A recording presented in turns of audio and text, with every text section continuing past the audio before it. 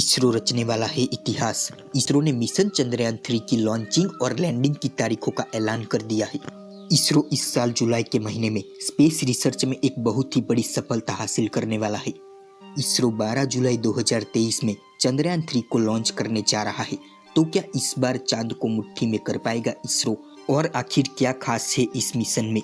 क्यों कहा जा रहा है कि इस मिशन के पूरा होने के बाद इसरो रच देगा वो इतिहास जो किसी ने सोची ना होगी? लेकिन चंद्रयान 2 के इतने बड़े फेलियर के बाद अब इसरो क्यों लॉन्च कर रहा है चंद्रयान 3? और चंद्रयान 3 में चंद्रयान 2 से क्या अलग होगा? और इस चंद्रयान 3 में क्या होगा? कौन कौन से इंस्ट्रूमेंट एंड कंपोनेंट लगाए जाएंगे? और ये यान चांद पर जाके क्या करेगा?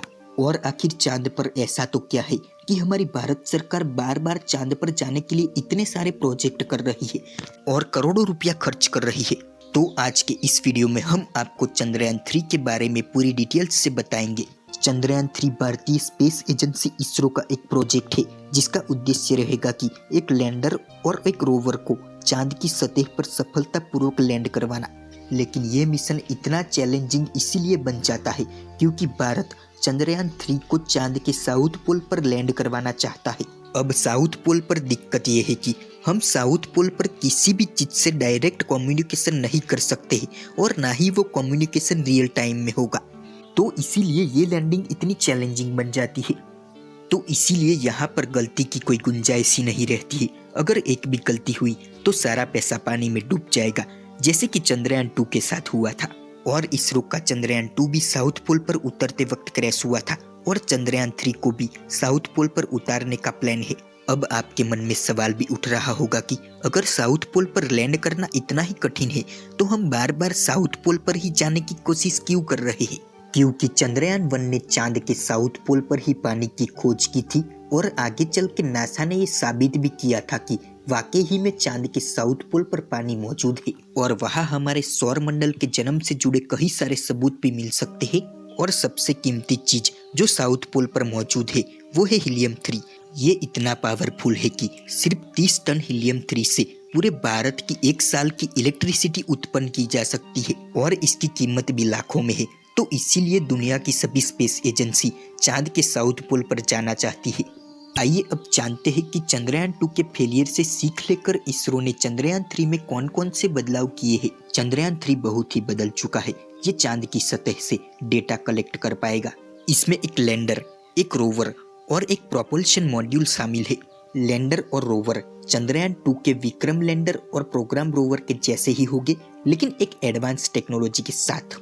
लेकिन चंद्रयान 3 में यूज होने वाला प्रोपल्शन मॉड्यूल जो कि किसी ऑर्बिटर की तरह चांद को ऑर्बिट करेगा और लैंडर और ग्राउंड के बीच में कम्युनिकेशन करने के लिए इसे रिले की तरह यूज में लिया जाएगा। चलिए अब इसके तीनों कंपोनेंट को डिटेल्स में जानते हैं। सबसे पहले बात करते हैं प्रोपल्शन मॉड्यूल की। ये एक बॉक्स जैसा दिखने वाला स्ट्रक्चर होगा जिसके एक साइड पर पावर के लिए सोलर पैनल्स लगाए जाएंगे और इसके टॉप पर एक बड़ा सा सिलिंड्रिकल स्ट्रक्चर है जिसे आप इंटर मॉड्यूल एडाप्टर कॉर्न भी कह सकते हो, जो कि लैंडर को माउंट करेगा। इसके अलावा इसकी दिशा और गति को कंट्रोल करने के लिए मैथ थ्रस्टर भी लगाए गए हैं। आसान शब्दों में कहे तो बेसिकली प्रोपल्शन मॉड्यूल का काम होगा कि लैंडर को कैरी करके चांद के स्पेसिफिक एरिया तक ले जाना और लैंड करवाना और लैंडिंग के बाद कम्युनिकेशन रिले के दौर पर काम आना। बेसिकली इसका इस्तेमाल कम्युनिकेशन रिले के लिए किया जाएगा। इसके बाद आता है एक लैंडर जो कि बेसिकली बॉक्स के शेप में होता है। चांद की सरफेस पर रेस्ट करने के लिए इसमें 4 लेग्स होगी और लैंडिंग के समय उतरने के लिए इसमें लैंडिंग थ्रस्टर लगे होंगे। लैंडर का भार करीब 7552 किलोग्राम है, जिसमें करीब 26 किलोग्राम का एक रोवर भी है जिसके साइड में लगे हैं सोलर पैनल जो कि इसकी पावर नीड को पूरा करेंगे। इस मिशन में इसरो की सबसे बड़ी चुनौती ये होगी कि सफलतापूर्वक चांद की सतह पर लैंड करना। इसके लिए इस लैंडर में कई एडवांस सेंसर का यूज किया गया है और लैंडिंग के बाद लैंडर के एक कंपार्टमेंट में एक रोवर भी मौजूद होगा जो कि चंद्रमा की सतह पर घूम के डेटा कलेक्ट करेगा, जैसे कि चांद पर पानी मौजूद है या नहीं, वहाँ पे मानव कॉलोनीज बनाई जा सकती है या नहीं, वगैरह वगैरह। और सीधी सी बात यह है कि हम चंद्रयान 3 से वो डेटा एकत्रित कर पाएंगे जो कि भविष्य में चांद पर मानव कॉलोनीज बनाने के लिए चाहिए होगा। इस चंद्रयान 3 को इस साल जुलाई 2023 के सेकंड वीक में GSLV मार्क 3 से सतीश धवन स्पेस सेंटर श्रीहरिकोटा से लॉन्च किया जाएगा।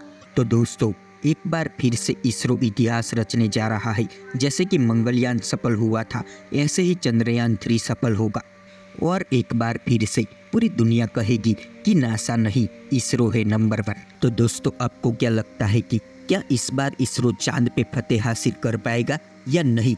कमेंट में अपना आंसर जरूर देना। मेरी तो भगवान से यही प्रार्थना रहेगी कि इसरो का चंद्रयान 3 जरूर सफल हो। और दोस्तों, जिस दिन चंद्रयान 3 लॉन्च होगा उस दिन हम आपको हमारी चैनल पर पूरा लाइव टेलीकास्ट दिखाएंगे। तो अगर आप चंद्रयान 3 को लॉन्च होते हुए देखना चाहते हैं तो मेरा आपसे निवेदन है कि चैनल को सब्सक्राइब करके बेल आइकन ऑन कर दीजिए ताकि आप तक नोटिफिकेशन पहुंच सके। तो चलिए दोस्तों, मिलते हैं अगले वीडियो में। तब तक के लिए गुड बाय।